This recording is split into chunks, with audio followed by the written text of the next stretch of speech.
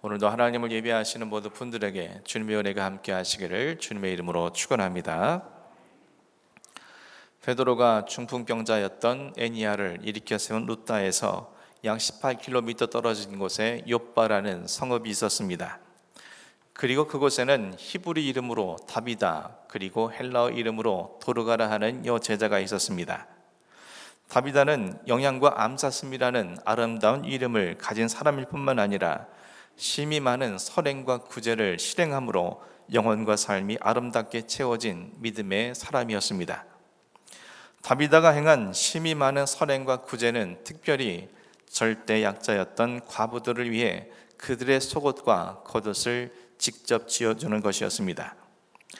다비다가 과부들의 속옷을 직접 지어주는 것은 속옷이 다른 사람들에게 보일 수 없는 부끄러운 부분들을 가리기 위해 착용하는 의복인 것처럼 어느 날 갑자기 남편을 잃고 내외적으로 힘겹고 고단한 삶을 살아가며 심지어 사람들로부터 죄인처럼 취급당함으로 자신들이 과부라는 처지를 감추고 싶어하는 그녀들을, 그리고 이로 인해 마음속에 갖게 된 수많은 상처와 아픔들을 다비다가 주님의 사랑으로 가려주고 감싸 안아주기 위함이었습니다. 또 다비다가 과부들의 겉옷을 직접 지어준 것은 겉옷이 겉에 있는 이복일 뿐만 아니라 한낮의 뜨거운 태양으로부터 그들을 만들어주고 밤에는 혹독한 추위를 견딜 수 있는 이불의 역할을 해주는 것처럼, 또한 최후에 쓸 수 있는 금전적 가치를 지니기도 했던 것처럼 과부에게 경제적 능력이 없어서 하루하루의 삶을 걱정하며 살아가야만 했을 그녀들의 삶에 희망을 잃지 않고 살아가게 할 마중물의 역할을 해주기 위함이었습니다. 나아가 세상에서 불어오는 뜨거운 더위와 혹독한 추위로부터 주님께서 그들을 지켜주시고 책임져 주시기를 간절히 바라며 이 겉옷을 지어 과부들에게 나눠준 것이었습니다. 이처럼 다비다는 과부들의 속옷과 겉옷을 직접 만들어줌으로 그녀들의 내면 겹 외면 모든 삶을 주님의 사랑으로 어루만져 준 것입니다. 다비다가 이처럼 과부들에게 심이 많은 선행과 구제를 실행할 수 있었던 이유는 자신의 스승이자 구주이신 예수님께서 자신을 향해 심히 큰 사랑과 은혜를 베풀어 주셨기 때문이었습니다.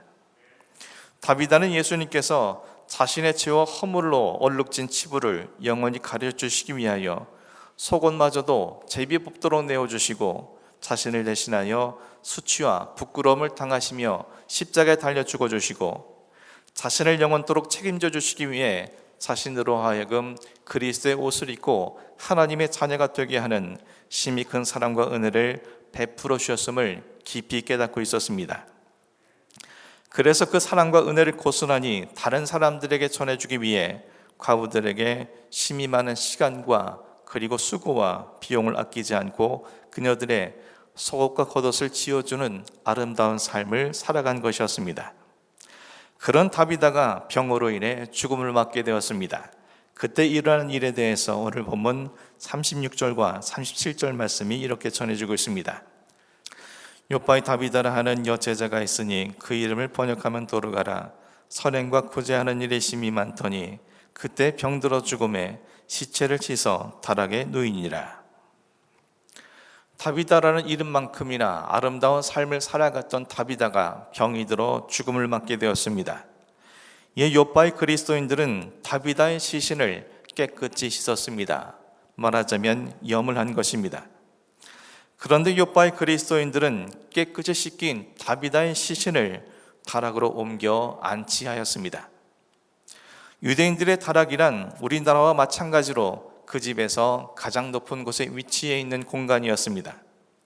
그것은 일상생활과 구분된 자리였으며 당시 여자들을 경시하는 시대 풍습에 의해 여자들이나 기거하는 장소로 여겨졌던 곳입니다. 그런데 앞으로 조문객을 받거나 장례를 치르기 위해서는 무엇보다 편리한 1층의 시신을 안치하는 것이 마땅하겠지만 오늘 본문 속의 욥바의 그리스도인들은 이처럼 다비다의 시신을 깨끗하게 씻긴 이후에 그 집의 가장 높은 위치에 있는 다락까지 일부러 옮겨서 안치해 둔 것입니다. 일반적인 상식으로는 쉽게 이해할 수 없는 그런 행동이었던 것입니다. 왜 욥바의 그리스도인들이 다비다의 시신을 이처럼 타락에 옮겨 안치한 것이겠습니까? 우리는 그 이유를 그리스도인들에게 타락이라는 공간이 갖는 신앙적 의미를 통해서 살펴볼 수 있습니다. 구약성경 열왕기상 17장에는 선지자 엘리야와 사르밧 과부의 이야기가 기록되어 있습니다. 심한 가뭄 가운데 선지자 엘리야의 요구에 따라 사르밧 과부는 자신들에게 남아있는 마지막 가루와 기름으로 떡을 만들어 주었습니다. 그리고 엘리야는 그 과부의 집 타락에 잠시 기거하게 되었습니다. 그런데 이 일이 있은 후에 사르밧 과부의 아들이 갑자기 병이 들어 죽게 되었습니다.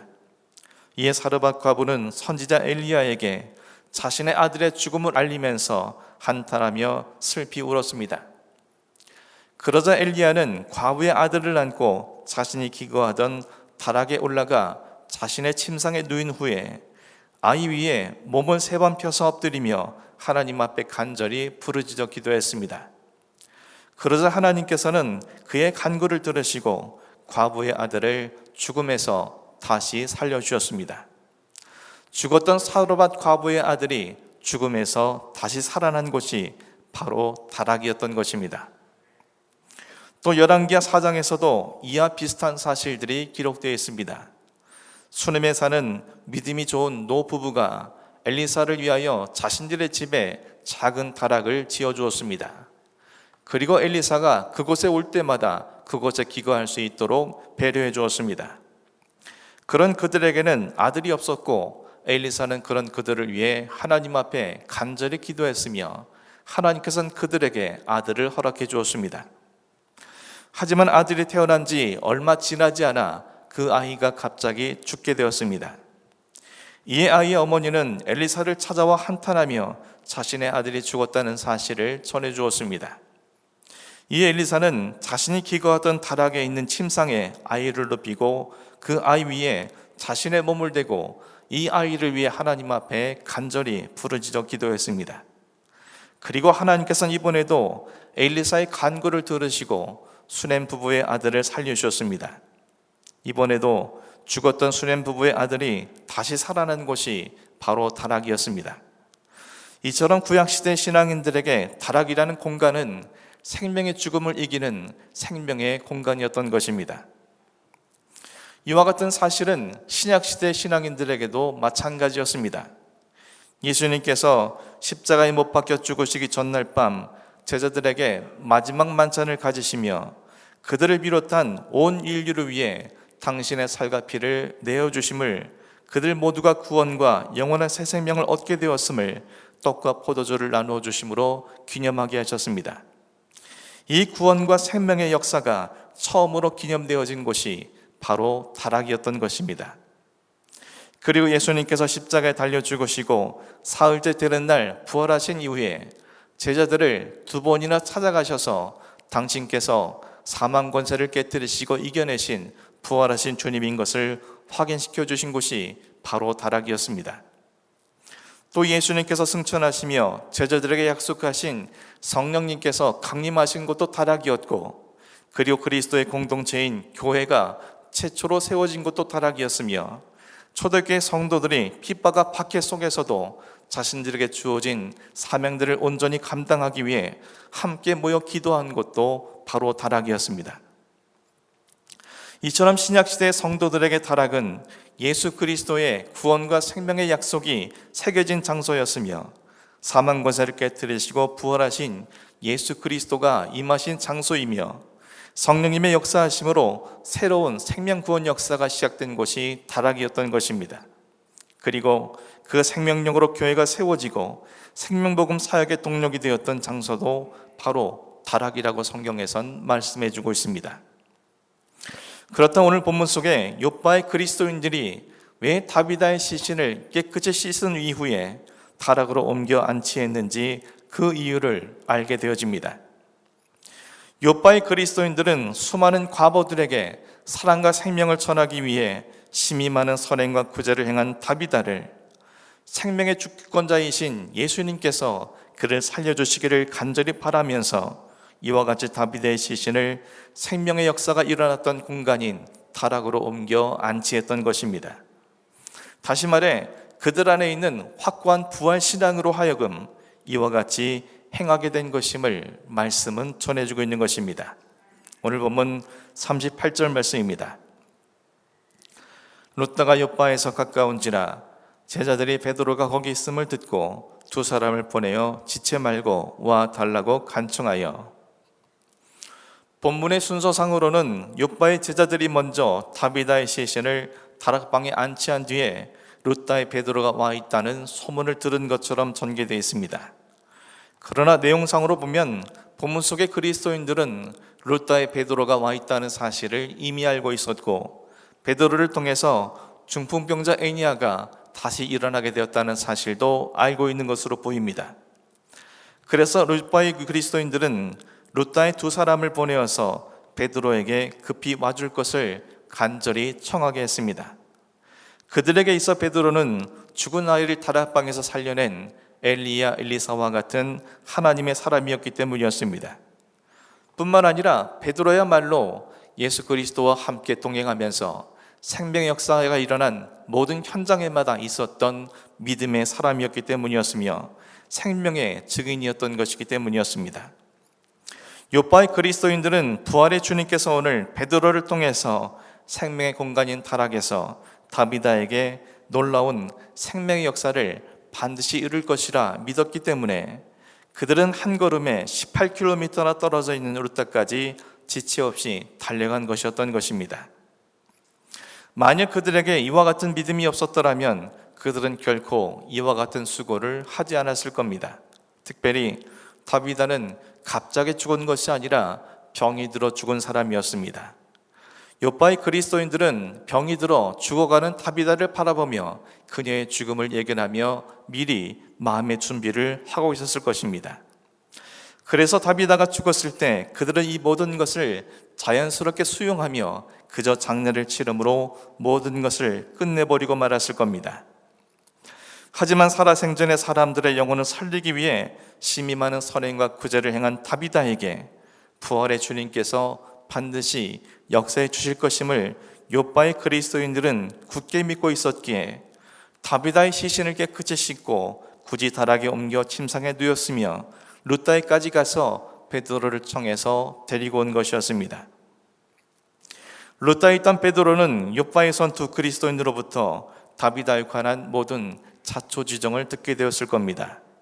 그리고 그들의 간절한 요청을 받아들여 베드로는 조금도 지체하지 않고 일어나 욥바로 함께 돌아갔습니다.